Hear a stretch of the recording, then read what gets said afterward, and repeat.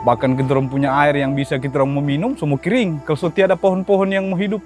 Setelah insiden itu, di depan mata kepalanya sendiri, dia menyaksikan rekannya kehilangan nyawa saat melakukan illegal fishing. Dari aktivitas itu, dia tersadar kembali untuk melakukan penangkapan yang merusak alam dan kembali melakukan penangkapan dengan cara tradisional. Sejak saat itu, dia sadar bahwa alam punya cara sendiri untuk menyeimbangkan apa yang telah mereka ambil. Perjalanan hidupnya membawanya kemudian menjadi seorang operator kayu atau basensor. Jadi saat itu dia tersadar bahwa tidak selamanya dia harus melaut dengan cara-cara begitu. Bapak Suaib memilah-milih pohon mana yang bisa ditebang. Beliau menebang kayu dan menanam kembali bibitnya 3 sampai 10 pohon dalam satu pohon yang ditebang. Namun tidak semua yang harus ditebang. Menurutnya ada beberapa pohon yang tidak mau ditebang menurut kepercayaannya. Bagi sebagian orang ini terdengar mitos ya. Namun bagi Bapak Suaib ini sebuah hal yang sakral. Dia tahu mana pohon yang mau ditebang dan mana yang enggan untuk ditebang. Inilah yang kita sebut pengetahuan lokal. Dalam perjalanan saya kemarin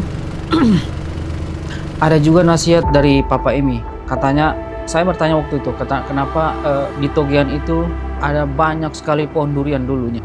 Jawabannya, dulu memang orang tua dulu itu kalau mau buka kebun, orang tuanya kita itu mengajarkan untuk selalu menanam pohon durian minimal 3-5 pohon dalam satu kebun. Katanya agar ketika kita meninggal, kebun kita itu tetap bersih. Kalimat sederhana itu sebenarnya mengandung makna sangat dalam. Menanam bukan hanya untuk hari ini, tapi untuk masa depan anak cucunya. Ada pula cara-cara menanam pohon kelapa yang bagi saya itu unik.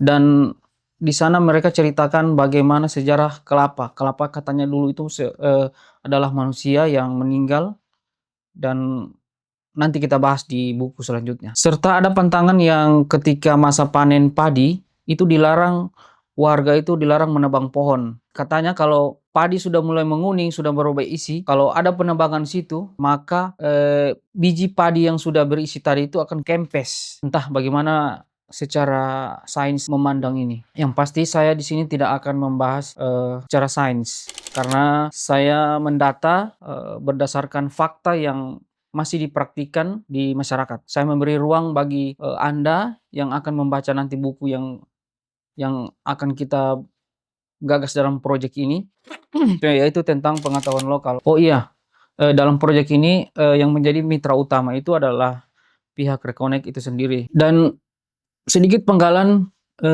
saat kami menelusuri atau mengunjungi narasumber kami yang ada tepatnya di kawasan perkebunan warga yang dulunya katanya itu desa atau perkampungan. Kawasan itu dinamakan Cendana. Wow. Nanti kita lihat seperti apa jalur melewati kebun-kebun warga itu.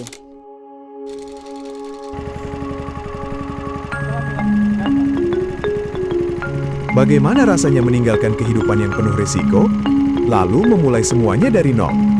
Pertanyaan itulah yang membawa kami menempuh perjalanan jauh ke pedalaman pulau ini. Kali ini, kami mengunjungi salah satu narasumber yang memiliki kisah hidup yang tidak biasa. Dahulu ia dikenal sebagai nelayan yang terlibat dalam praktik illegal fishing. Setelah itu ia beralih profesi menjadi operator sensor kayu, dan hari ini kehidupannya berubah lagi. Ia memilih menjadi seorang petani. Perubahan besar itu tentu tidak terjadi begitu saja.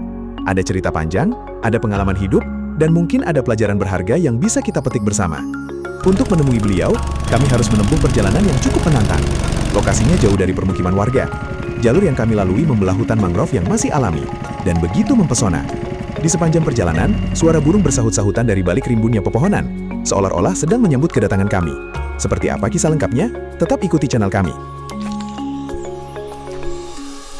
Lihatlah kondisi lumpur bakau ini. Untuk mencapai lokasi tujuan, kami harus berjalan perlahan menembus hamparan lumpur yang cukup dalam. Setiap langkah harus diperhitungkan dengan hati-hati agar tidak terperosok.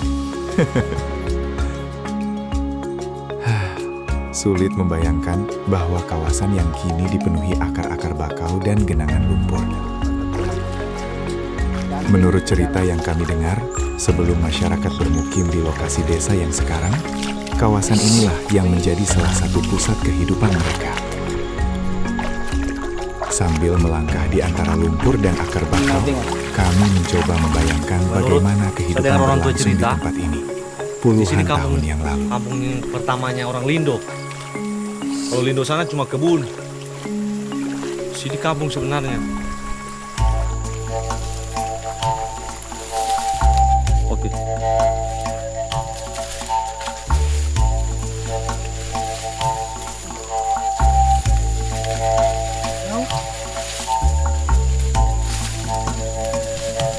Guys, mendaki guys.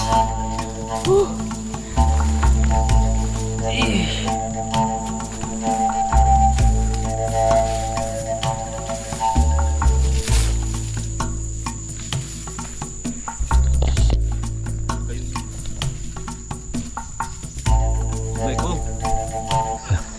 Jadi kamu ketemu kita ke narasumber di sini yang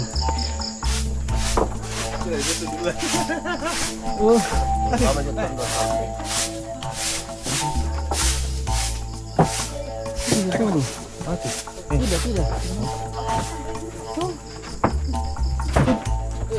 Turun kita malam apa itu? Hah? Turun kita. Ada kita bertunggu. Oke, lama. Itu kita kemarin ulang. Lama kita bertemu di rumah dengan gua. Duh,